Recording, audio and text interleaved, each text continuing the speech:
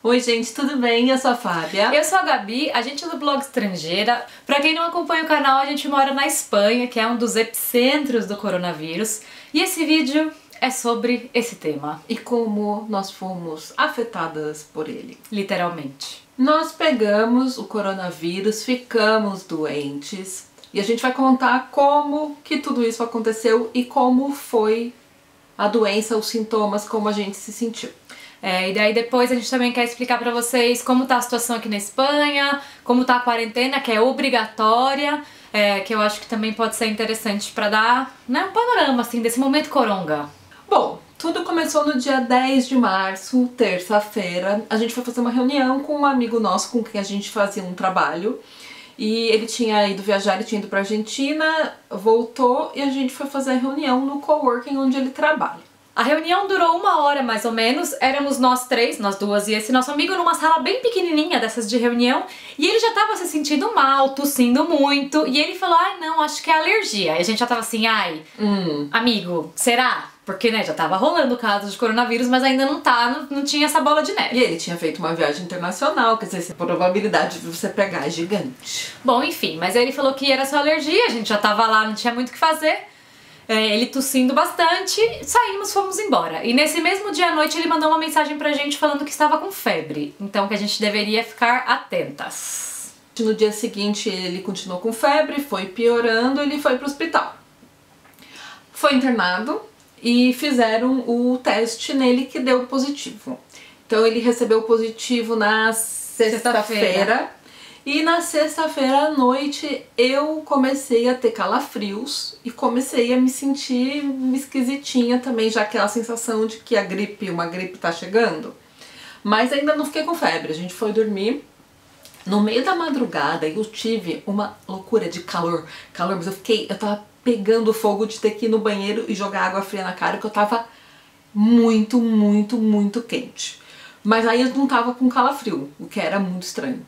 Ao longo do sábado, aí sim, a gente passou o dia medindo a minha temperatura e aí eu tive 38,5 de febre.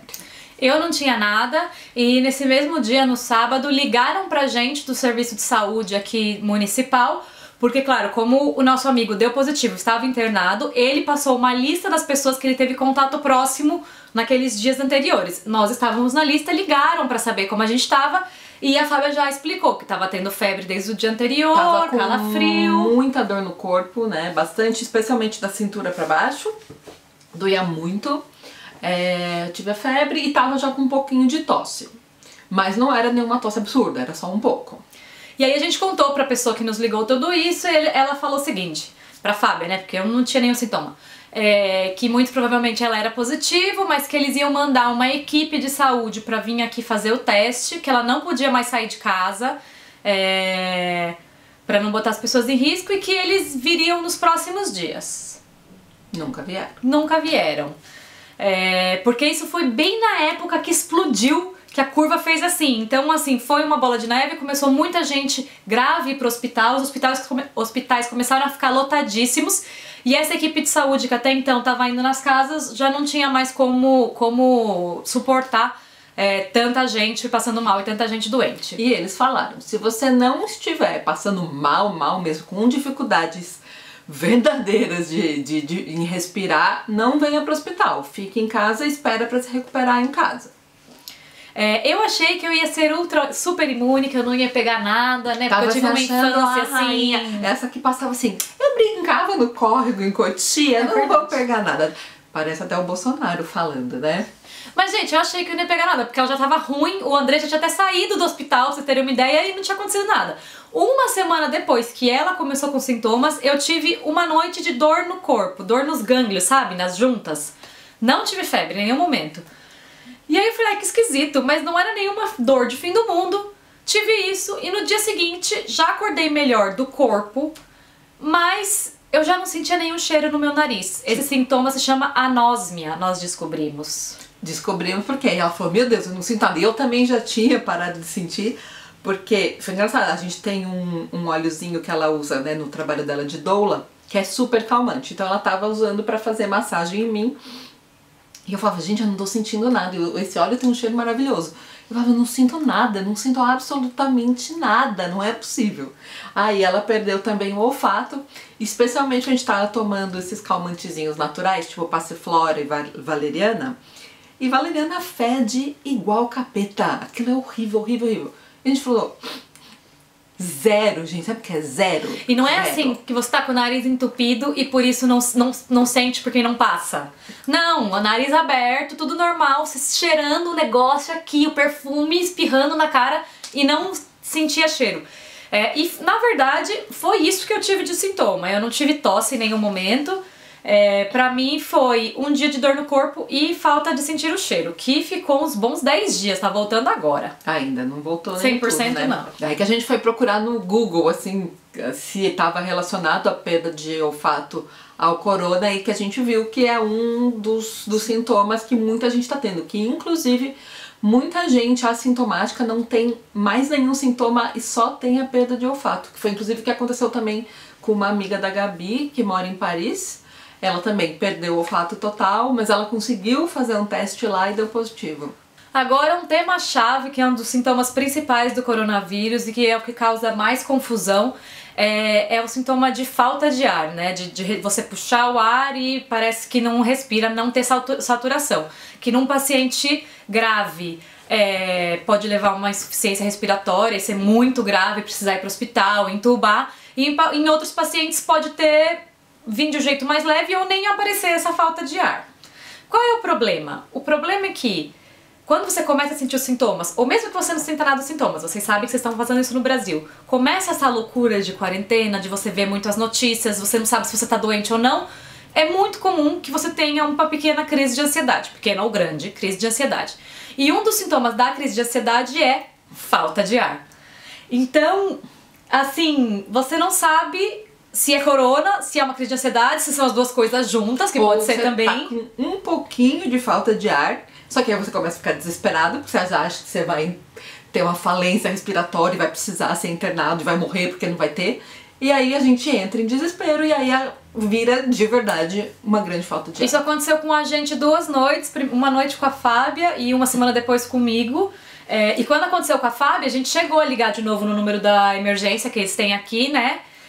Explicamos tudo, eles olharam no sistema que a Fábia já estava registrada como possível positivo.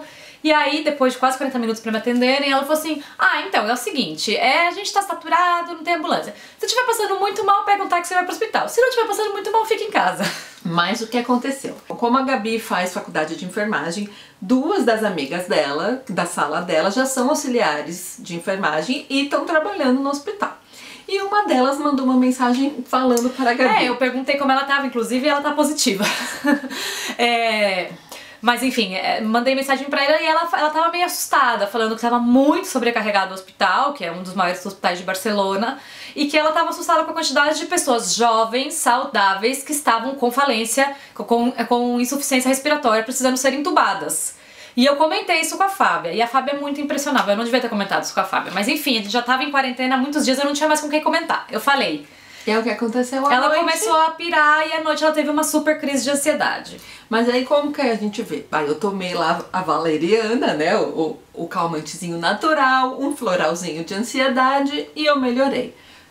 Se for insuficiência respiratória, você não vai melhorar daqui a pouco, entendeu? É uma coisa mais constante. O problema é que às vezes pode ser as duas coisas. Você pode realmente tá com o pulmão um pouco obstruído, com pneumonia por causa do coronavírus, mas além dessa dificuldade que já é da doença, você tem um ataque de ansiedade porque tudo é muito difícil de gestionar e piora a sua situação. Esse nosso amigo que ficou internado, ele tava com bastante dificuldade para respirar e tendo crises de ansiedade, aí fizeram uma placa do pulmão dele, um raio-x, viram que tava um pouquinho sujo, mas que não estava com pneumonia, o que era bom. Então, chegaram à conclusão que boa parte da falta de ar dele não era física, e sim por causa dos ataques de ansiedade. Então ele estava internado tomando calmante, em vez de tomar, não estava entubado, nem recebendo oxigênio por máscara, nem nada assim. Mas cada caso é um caso no coronavírus. Por isso também eu acho que causa tanto nervoso, né? Você começa a conversar com as pessoas, aqui na Espanha tem muita gente positiva. Então você começa a conversar com as pessoas, cada pessoa te fala um sintoma que foi diferente. Todo mundo fala isso do nariz, de não sentir cheiro. Mas existe um mundo de maneiras que o coronavírus pode se manifestar. E aí o que aconteceu também? De ficar com a tossinha, né, persistente, você fica o dia inteiro, não era muito, era assim. E como a gente tava aqui de quarentena, presas no nosso mini apartamento, de ficar muito tempo deitada, eu também comecei a ter muita dor no tórax. Possivelmente era mais de ficar deitada, só que eu comecei a ter muita dor e eu não conseguia respirar porque doía. E aí também começou com falta de ar, tô com falta de ar. Mas no fim, aí tomei um analgésico pra passar a dor e melhorei. Então assim, é um trabalho de o tempo todo tentar manter a calma e não pirar. E aí também, né, evitar de ler, ficar lendo notícias apocalípticas e tal, porque senão a gente não consegue lidar mentalmente com a situação. E se você sente que você tá passando muito mal mesmo, é melhor ir o quanto antes pro hospital, né? Porque se é muito mal e não tem como parar, é uma coisa. No nosso caso, a gente conseguia ir controlando e parava, então realmente tinha a ver com a ansiedade. A minha amiga, mesmo que deu positiva, que é auxiliar de enfermagem, ela só teve febre. Ela falou pra mim que não teve nem dor no corpo, nem tosse. Ela teve 4 dias de febre alta, então ela parou de trabalhar, pegou lá a licença. Depois já não teve mais nada, não teve falta de ar. Ela só disse que agora, que já faz quase 15 dias, ela está se sentindo muito cansada. Gente, eu dormi uma semana inteira.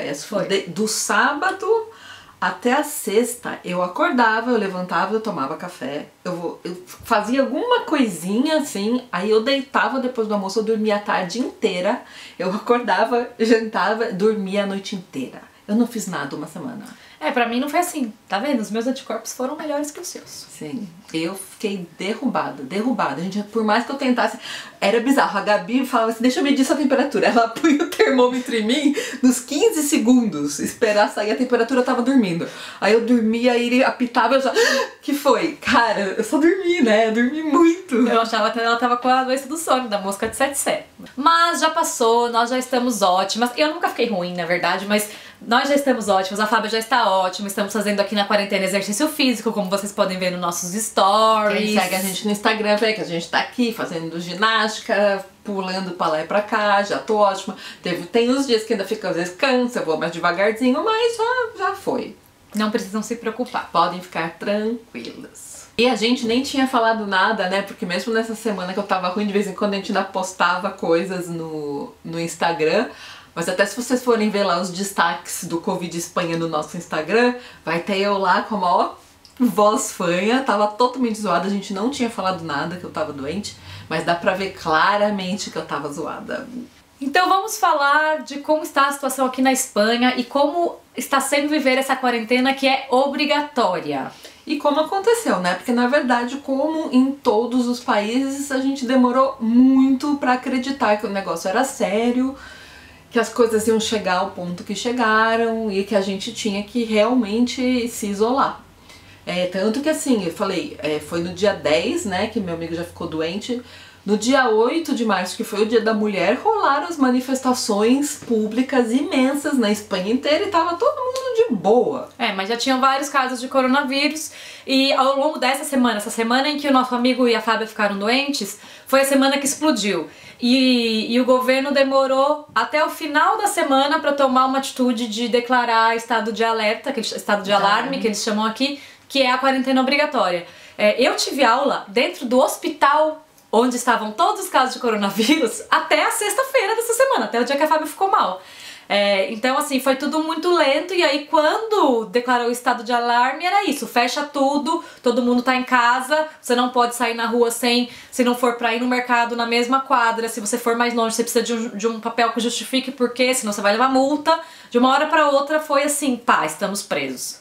E aí essa semana eles proibiram mais atividades porque ainda tava podendo rolar obras, ainda a atividade, empregadas domésticas podiam, agora eles já cancelaram tudo e deixaram só realmente as coisas essenciais. Como em outros lugares, os primeiros dias as pessoas enlouqueceram no supermercado, acabaram com todo o papel higiênico, começaram a estocar. Acabaram com tudo, assim, parecia as zonas de guerra, o mercadinho aqui do bairro. Mas depois já normalizou a entrega, já tá normal. Agora tava lendo hoje uma matéria que os novos itens que agora estão em falta são o vinho, a cerveja, anchovas, azeitonas e batatinhas fritas. Ou seja, o happy hour está acontecendo na casa de cada um. Agora todo mundo já tem papel higiênico e a cervejinha. E como tá funcionando pra ir no mercado aqui, né? A nossa realidade aqui no nosso bairro é que a gente não tem nenhum hipermercado. São todos pequenininhos, assim, de bairro. Então, eu vou no mercado pra pegar as coisas, nunca faço compras gigantescas, não tem necessidade, tá bem abastecido. Mas eles estão controlando na porta a entrada de pessoas pra ter um número X lá dentro. Então fica uma fila grande fora, tem que dar distância da pessoa da frente e de trás. E aí demora um pouquinho pra entrar e depois demora um pouquinho pra pagar, porque tudo é mais lento, tem menos caixa funcionando. Eles já estão deixando álcool gel na porta, precisa limpar a mão. Em todo lugar tem luva, na frutaria. E é obrigatório pôr a luva pra entrar nesses estabelecimentos e comprar as coisas, senão Sim, aí você leva uma passa bronca. o álcool gel, coloca a luva e vai fazer as compras. E aqui a galera respeita muito assim a distância, mas se você tá num corredor vindo, a outra pessoa já dá distância. Se você tiver numa prateleira olhando, a pessoa fica esperando você sair pra ela ir, assim, ninguém nesse chega sentido, perto. eu acho que tá bem tranquilo. Muita gente sai de máscara já da própria casa e de luva também da própria casa, ou com um pano tampando o rosto. Nesse sentido, eu acho que tá civilizado, né? E hoje a gente tá gravando esse vídeo no dia 2 de abril, acho que ele vai no ar amanhã, mas hoje os números oficiais de coronavírus na Espanha são 110 mil positivos confirmados e 10 mil mortos. Só que assim, nós mesmas não estamos dentro desses 110 mil positivos porque ninguém nunca veio fazer o teste e falaram pra gente não ir no hospital fazer o teste porque era mais perigoso.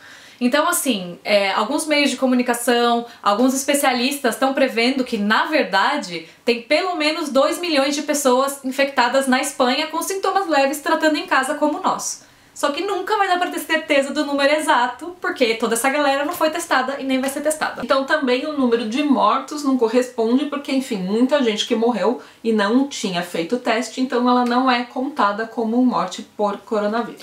E aqui tá tendo muita morte, porque a Espanha é um país europeu que tem a pirâmide daquela que a gente aprende na escola, que é quase assim, né? O topo, a maior parte da população é adulta e idosa, tem muito velhinho. Aqui em Barcelona, no nosso bairro, é só velhinho pra lá e pra cá. Então, são pessoas que a gente sabe que é população de risco, fora os hipertensos e diabetes e uma ou outra pessoa jovem que ninguém sabe por que vai morrer. Mas assim, tem muito velhinho na Espanha, então...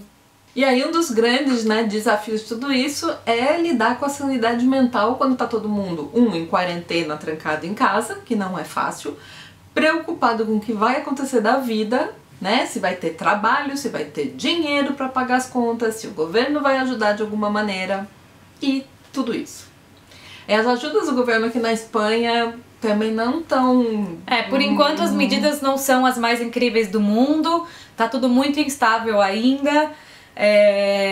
Muita gente foi mandada embora, muita gente mesmo, e muita gente entrou num outro, que é um semi-mandado embora, que eles chamam aqui, que é o ERTE. Um mandado embora temporariamente. A empresa pode mandar você embora para não te pagar durante esses meses que durem a crise do coronavírus ou o estado de alerta, e depois te contrata de novo. Então, esse tempo de quarentena você vai ficar sem salário e sem garantia de que vão te contratar mesmo. Isso é uma ferramenta que chama ERTE, para quem não sabe, e já tem 3 milhões de pessoas que receberam um ERTE desde que começou a crise do coronavírus. Fora em todos os pequenos negociantes e pessoas autônomas que trabalham de casa, que oferecem serviço, que tem uma lojinha, um mercadinho, qualquer coisa, que estão fechados. E assim, você começa a conversar com as pessoas, entrar nos grupos, é fácil entender porque que você tem uma crise de ansiedade, que tá todo mundo muito desesperada com a questão financeira, econômica, individual, e aí os governantes também estão preocupados com a economia do país como um todo, porque lembrando que a Espanha teve uma crise econômica muito grande em 2008, faz só 12 anos, e eles consideram que eles estavam começando a sair dessa crise agora. Então assim, é um pouco pessimista o panorama, sabe? Mas não sei, tem que esperar. Nós estamos como? Nós estamos preocupadas. Pra caramba. A gente não sabe se a gente vai conseguir se manter aqui na Espanha. A gente não sabe se a gente vai continuar fazendo o blog e o canal pra vocês. A gente não sabe se eu vou conseguir ficar na faculdade, eu vou ter que trancar. Assim, nem queremos falar sobre isso. A única coisa que a gente já chegou a um acordo vamos esperar, porque esse mês e abril acho que não tem nada acontecendo, não tem como planejar nada. A gente se colocou assim um limite de esperar até junho, que é quando a Gabi termina o ano letivo na faculdade. Então a gente vai fazer um esforço para ficar até ela terminar a faculdade, até porque a gente não tem nem como sair daqui, porque as fronteiras estão fechadas, não é nenhuma opção.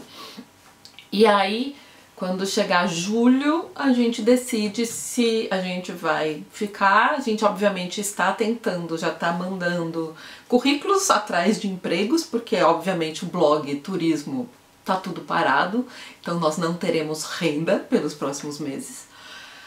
E vamos ver, se a gente conseguir um emprego, por algum milagre, a gente fica. Se a gente não conseguir um emprego, é possível que a gente volte pro Brasil, porque pelo menos no Brasil a gente tem família e tem um lugar pra ficar. A gente não tem como ficar aqui sem rede de apoio.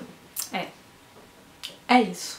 E uma última coisa antes da gente fechar o vídeo, que tava quase esquecendo, como estão rolando as aulas aqui, né? Óbvio, todas as escolas estão fechadas, desde criança pequenininha até as universidades. E aí cada escola tá dando uma volta para fazer o ensino à distância, para fazer as avaliações à distância. Eu posso falar da faculdade, que eu tô vivendo em primeira pessoa.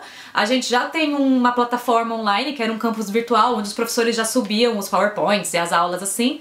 Mas agora eles estão subindo mais videozinho, às vezes eles sobem algum áudio deles explicando a aula com mais detalhe. Ainda não sabemos o que vai acontecer com as provas, porque as provas finais seriam no fim de maio, começo de junho. Que você fala, tá longe, mas a previsão é que a gente não volte antes disso. E não sabemos se eles vão fazer as provas online, se eles não vão fazer provas e pedir trabalho, se eles vão ser misericordiosos e aprovar todo mundo sem prova, que eu duvido. Veremos. Enfim, tem faculdades que já anunciaram que não se volta pra terminar o ano letivo, que isso aí acabou. A da Gabi ainda não fez nenhum anúncio oficial. Então acho que o que dá pra fazer nesse momento, pessoal, é tentar manter a calma. Cuidado pra não ficar lendo demais notícias sensacionalistas, especialmente, porque não vai fazer bem. Tem que tomar cuidado, tem que se isolar, se proteger. E proteger os outros também. Se isolar é uma questão social. Não adianta nada a gente falar, a gente já pegou, estamos com os anticorpos, vou zoar, sair por aí. Não, porque se eu carrego na mão o vírus porque eu encostei em algum lugar, encosto em outro e mato um velhinho, a culpa é minha, entendeu? Então é uma responsabilidade social que a gente tem que ter para com o outro, senão será o apocalipse. E gente, é isso, a gente não tem como mudar tudo que tá acontecendo, mas a gente tem como mudar a nossa cabeça e nossa maneira como encarar isso tudo. A gente tá falando assim como se a gente fosse bem gratiluz e estivesse passando por isso tranquilamente. Não, tem dias que a gente tá super tranquila e tem dias que a gente tá desesperada. É importante aceitar também que a quarentena é uma montanha-russa, não tem outro jeito.